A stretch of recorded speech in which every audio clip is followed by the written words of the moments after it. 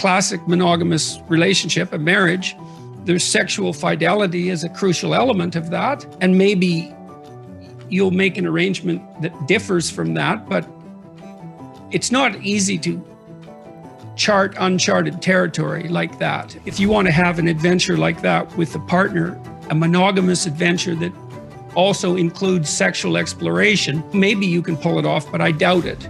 It's really complicated. Yeah. I think jealousy probably causes more trouble than good, but that doesn't mean that there's something wrong with the proprietary interest. Should you care if your partner pays undue attention to someone of the opposite sex they find attractive? Probably you should care.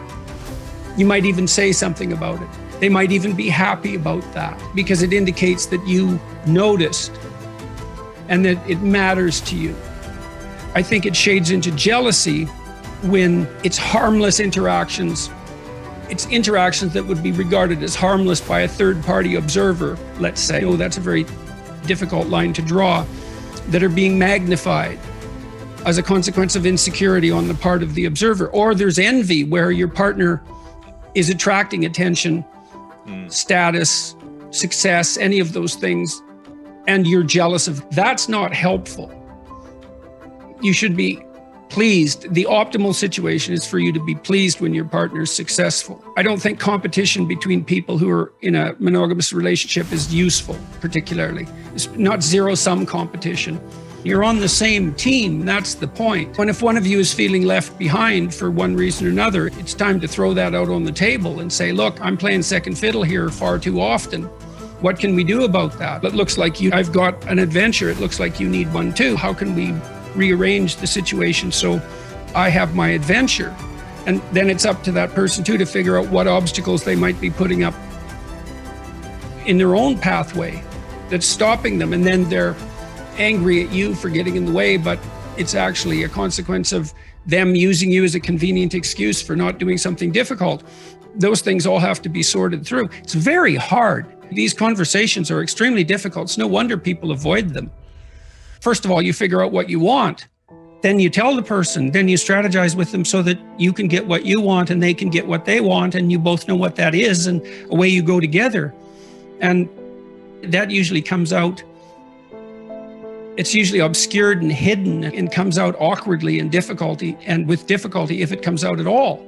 And people fool themselves into thinking that it's okay what they're doing. I'm sacrificing myself for the children and that's okay. I'm sacrificing my husband's career, and that's okay. I'm working at a job I can't stand because I need to support my wife and children, and that's okay. Sometimes that is okay, but it has to be out clear in the open, talked about, negotiated, discussed. I think you can be a slave or a tyrant, or you can negotiate. Those are your options. And we default to slavery and tyranny because that doesn't require any cognitive effort. And then you have to notice that there are things that you want, and you have to tell yourself what those are. And then you have to let the other person know. And then they can deprive you of them because they actually know who you are. And so that's a big risk. If you do lay it out and negotiate it, then you have two people working in the same direction, and they each bring their different viewpoints to bear on the problem, and sometimes that'll save you that additional cognitive complexity you have because there's two of you instead of one. It can make you much more effective. Men would like to have sex more frequently than women, so that's a sticking point in many relationships. But forget that for the moment. We might just as well say that the probability that one partner and the other partner are going to have exactly the same level of sexual interest, say with regards to frequency, is quite low. So there's going to be friction there. So what do? You negotiate about it. So I'd like to have sex 15 times a week. I'd like to have sex once a week. Okay, the logical meeting point there would be in the middle. Then that has to be planned out. And you also have to say exactly what you mean. What do you mean by sex?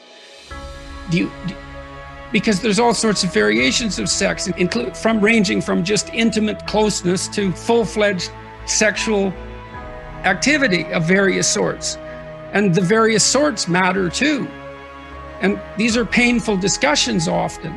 It's very funny in some sense that people will do and desire things that they won't talk about. They'll engage in the act, but they won't engage in the negotiation. and they won't admit what they want. Shame regulates sex. People say you shouldn't be ashamed of sex. So, really? No, that's a stupid theory. We arrest people who expose themselves in public. Why? Because we don't want people masturbating in public. We assume they should be ashamed enough not to do that. Shame regulates sexual behavior. So we're embarrassed about our desires. And naively, you'd think you can just shed that. First of all, no, you can't. And second of all, it isn't obvious at all that you should. What you might be able to do is to determine how to play out your sexual life in the confines of your relationship in a manner that neither of you do find shameful. But just think how hard that is. You think, well, that's what I want. But then you think about how unlikely that is and how difficult it would be to attain it. I believe that solutions to that problem can be negotiated, but it's not. It's what everyone wants. But it's an extraordinarily difficult thing to bring about.